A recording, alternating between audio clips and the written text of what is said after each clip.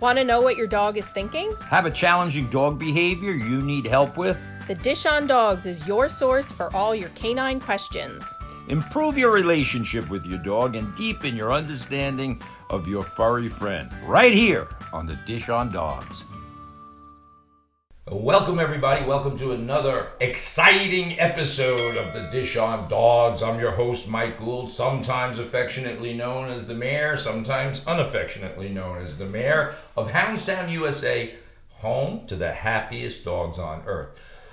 So the Dish on Dogs is a show, it's given away in the title, it's about dogs, and we dish out information on all aspects of dogs, whether it's training. For the last couple of weeks we've been talking about the business of dog management, dog ownership, as in owning a franchise, and the process. So we're always talking about dogs. We're always taking customer requests for training tips, so we're going to talk about dog management later on in the show.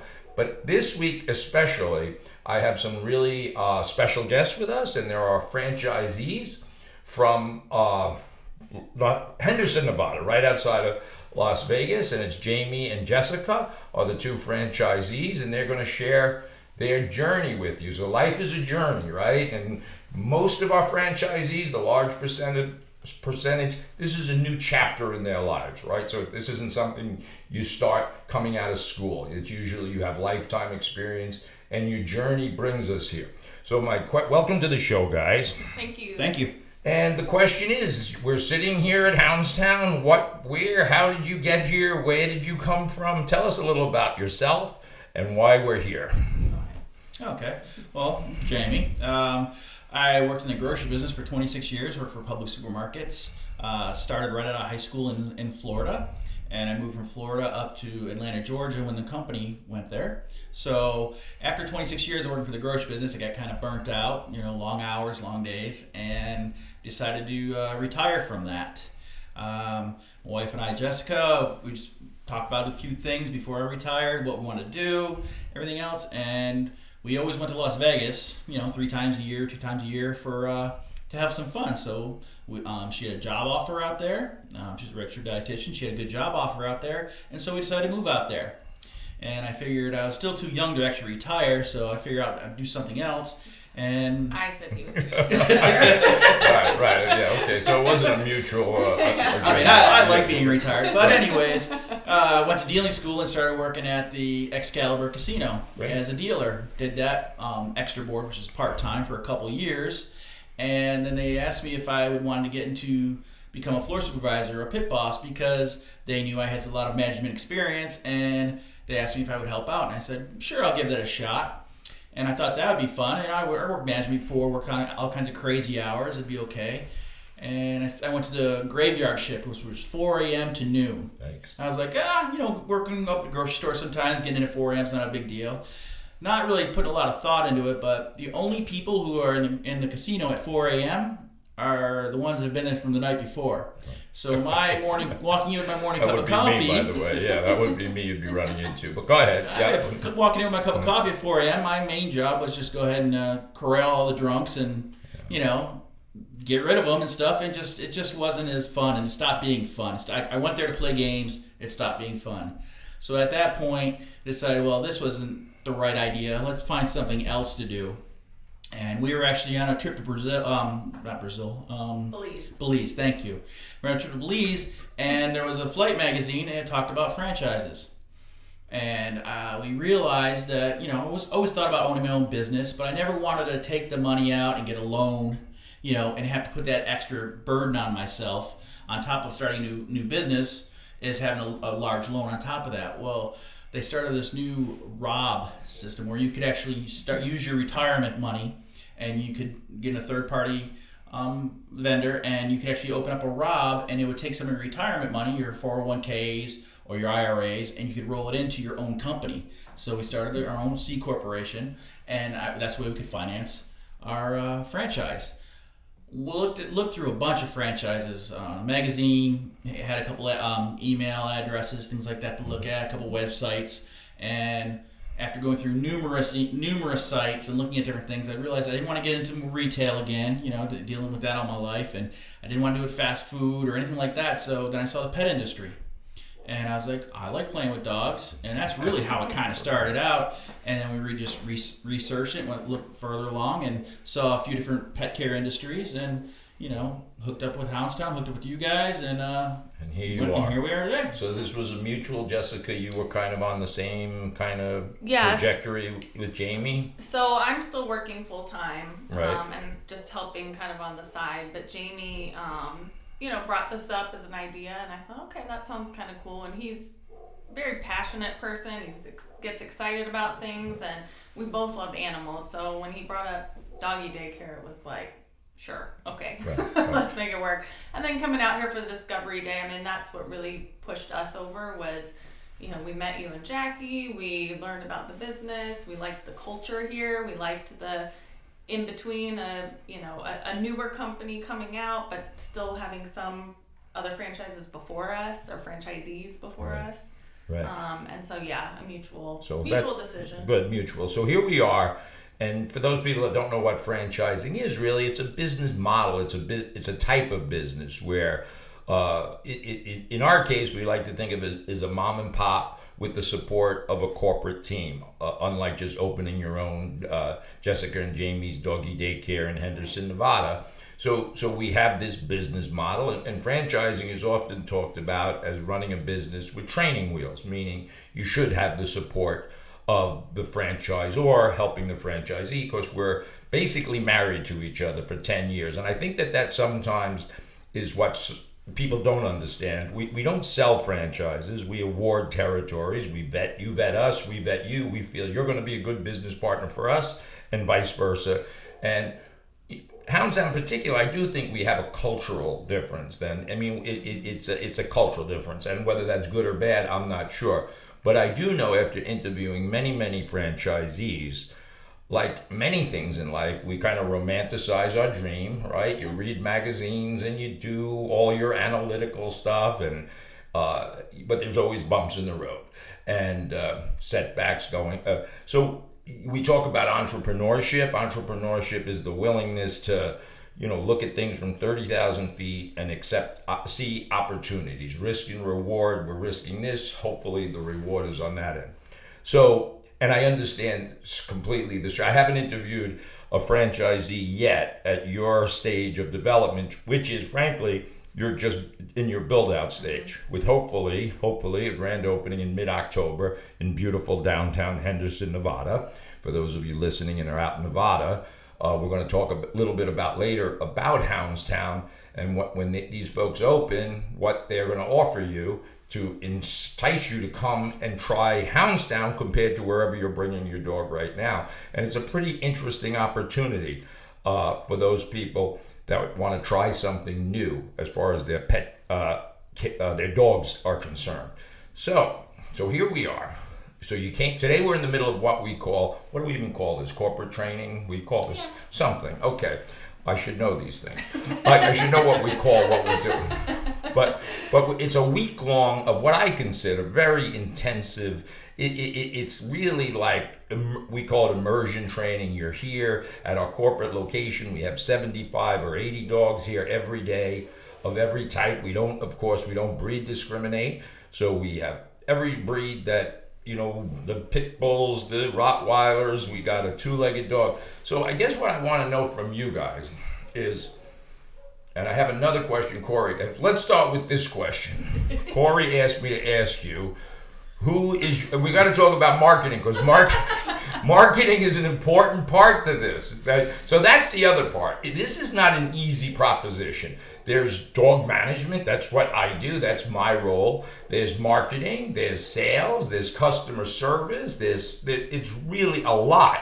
And I think sometimes people don't really understand how much, although it might not be difficult, but there's a lot involved. There's a lot of things that a franchisee has to do. It's not just buying a business, opening the store, going to, well, you can't go to Las Vegas, you're in Las Vegas, but go to Atlantic City and on vacation and things. There's a lot of moving parts. So before I go further, while it's in my brain, who is your marketing nemesis? So let me explain. Yeah, so don't get in any trouble. Yeah. Well, see, we don't cut this. There's no editing here, so you choose your words wisely.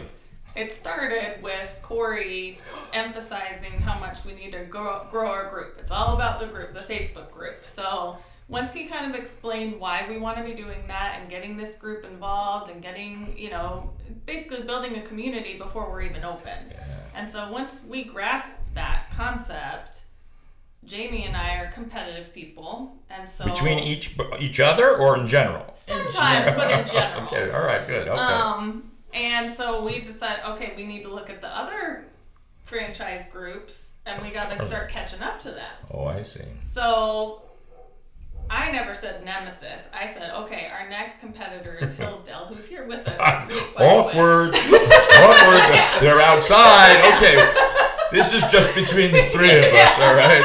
Okay, so Hillsdale is outside. So That's they were the like, parent. 430 something, and we're at 400 Right. people in our group. So it was just a matter of building them up. But then on our next call with Cooper and Corey, it was, Jamie said, well, our nemesis is Hillsdale. They're not. He's like, well, they have nice things to say about you guys. Right. And they are actually very nice Right. people. It's just part of the competition. Anybody I'm competing against at that moment is my nemesis. Yeah. Right. So, they're very nice people. I do like them, but if we're in a competition, I need to win. So here's the thing. Whoa, I'm stepping aside here. And then up there talking about mixed martial arts before I came in here. So I have to choose my words carefully. So a couple of points on that, which is really a great point. Number one, I don't know anything about what you're talking about because I don't know about Facebook and groups. I'm not on Facebook. I don't want to be on Facebook. But I do know it's a very valuable asset to something we do at Houndstown that is different than our competitors. I just don't think they do what we do. I don't think that, and Corey, of course, knows these things. But regarding nemesis, I don't know if that's the exact word. I like the competition, healthy competition between franchisees. Of course, I'm the same way. I'm competitive all the time in the sense that I want to try to do better than the next person. I mean, that's a good trait to have. So that's nice that people are doing that because that's going to inspire you. The good news is that you believe in what you're doing. So you're competitive because you believe that the end result is going to be good. So that's a good thing. It'd be worse if you were like, you're not competitive. I don't even give a shit about Facebook and so forth. So that's a good thing. So that's funny. And we're part of a family, and families are competitive within families. So there's nothing wrong with that at all. In fact, I encourage friendly competition. Friendly competition. Right, friendly competition. Really nemesis, but it's funnier. Yeah, it's funny. It was a very funny thing, and that's why I brought it up. And now I understand that. And the marketing thing is, we have a very robust, I think, marketing thing. And sometimes people come into this. I don't think I could do, frankly, what they want you to do in terms of responding in 7 minutes to, all these things. But I do know that it's data-driven and it's proven. So, okay, so that's exciting. So you're on with the marketing. You guys feel pretty comfortable that you have that. Your group is close. How close? How far are you behind your nemesis? Would you say? We passed about Garden City here next. Garden City. We're coming after you. But wait a second. So Garden City's in New York. We're coming. Jamie and Jessica, they're coming after you. But wait a second. What about our friends in Space Coast? I thought they were doing a damn good job down there. They were? Past tense? Holy smokes. We're a few ahead of them. You're a few ahead of them. Holy mackerel. We jumped a few ahead. Okay, all right. So, wow. Okay, this is all news to me, So I don't want to know about. Ronkonkoma the champ. So we are. We got. Okay. Well, that's good to know. You guys are way ahead. Really? Yeah. Yeah, but we have a lot more time and experience, I guess. 16 years. Yeah. What's a little 16-year head start? Let me at least get open. Yeah. Once you get open, you might be passing us, and I can't wait till you do it. Right. Just so you know, from my perspective, I want everybody to do that because it's fun, and it's going to be good for you, and it's good for us, the brand. And it's nice that people are looking at those things. All right, we got our marketing done. We know who you got more than one nemesis then. And we go right down the list. Yeah. Garden City is your nemesis. Who else? What about, who other people are you? Detroit's right in front of them. So. Detroit? All right. Yeah. So guys, what can I tell you? I can't hold these people. I have a hit list. Yeah, that's right. They're coming for you. I feel like I'm doing a wrestling The king and queen of Henderson is coming for you. So be aware. Oh boy, I wasn't expecting this to go that way, but that's good because now it makes me feel good that you have that. And by the way, passion is a wonderful thing. We always talk about it. That's why people are vetted into our system for their passion, and they want to get it done. The question always is how do we channel the passion in the right direction? And I hope that that's all going in the right direction. Let's talk about the dog management, because a lot of times people want to buy a pet franchise, but they don't know anything about it, or they know too much about it. They think they know a lot about dogs. They always universally love dogs because in our culture, our world, humans and dogs are at the most closeness they've ever been, I think, in history. So everybody loves dogs. That's almost a given. So we have people watching maybe I'd love to do that, but I don't know anything about dogs. So you've been here now 3 days of you've had to put up with me, and I appreciate that. You put up with me now for 3 days. Well, as far as the dog part of it, do you feel confident, less confident, or overwhelmed? Where are you at with that right now? I definitely feel more confident. Still feel like I need to, get my feet wet a little bit more, but being here and being able to go back, you mentioned a couple of times this is like a laboratory. This is where we can come, we can learn, and yeah, there's a ton of different dogs there, and you learn like, oh, okay, the smaller dogs are a lot harder to manage than the bigger dogs, actually. Right, which is counterintuitive. Yeah. Right. So for me, it's been eye-opening just in that, okay, I can do this, and it's not so intimidating, I think. Like the karate type. Yeah, the mixed martial arts. You made a nice analogy outside. Yes, because the simplicity of it. I mean, you've been dealing with dogs for forever, 60 years at least, right? So, but since they were invented, I started out with wolves. I was in a cave with wolves, and then I moved on to domestic you dogs. You talk about the simplicity of dogs, and it really is that they have very simple needs, very simple wants, and they're very transparent. You can tell what a dog is thinking and doing, and you react to it. You can tell what they're doing, and by a simple flick of the wrist or a simple little tug on the leash, you can get a total understanding of the dog, and the dog responds to you. And what my response was, or what we're talking about with Jessica and I earlier, is it's almost like you're a black belt of dog training. Okay, right. So you're training all of us, and we're white belts. And so anybody who knows anything about martial arts, or they watch their kids in a competition or anything like that, you watch two people do the exact same thing, and depending on their skill level, it looks totally different. We're trying to learn this, and you can say, just do this or watch this, and we do, but then when we actually try and do it, it doesn't look like it's the same thing. Right. And that's what's really exciting, is to see, how easy you make everything look. The dog leads, everything you're doing is just so simple, and so it flows so nice, and you're actually really getting in connection with the dog. And that's what we're striving to get. With the practice of repetition over and over again, just using the kennel leads and stuff, just has a simplicity of it. And there's not much to it, but you have to perfect that. And really, to manage the dogs and move them around from place to place and actually have the dog understand you and respect you and follow you as the leader, it doesn't take a lot. It doesn't take any yelling. You don't even have to use your voice. It's all about simple body language and simple little flick of the wrist. And you make it look so easy where someone watching you goes, oh, I can do that. But then when you're actually trying it with this 3 days with our hands-on training, going there and trying it, well, it's not as easy as you make it look. Right. But I think for me, what's encouraging too, being here, is we're not just seeing you doing it.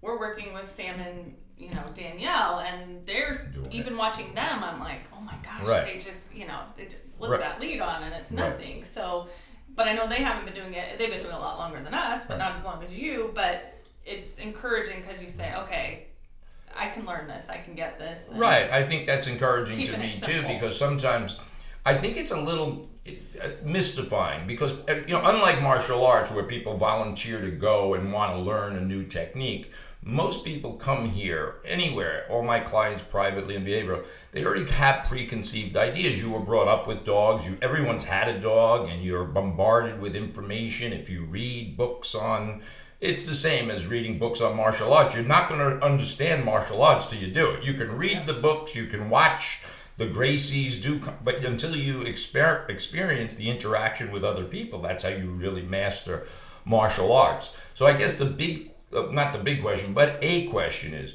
you have preconceived ideas. You have dogs. So when you come here, is there something as you're sitting around? And the other point is, this isn't theoretical. So I'm not telling you how to do it and then just go home and do it. I'm demonstrating that we can get 20, 30 dogs of all different breeds without a lot of diagnosis, and we can have them interact like dogs. So when you see that, does that just have a light bulb go off for you, like when you go home or you think about your own dogs at home, or not really? Do you see how this can be carried over to your friends and family at home? Oh, I do. Oh, for definitely. Sure. We already talked about some of the things because we've got a real skittish dog that we adopted. It's just been just a year now, but we've been working with him and we've watched a lot of training videos and seen a lot of different things. And some of the things we've seen just in the past 3 days were like, I think that would work better than some of the other things we've been trying.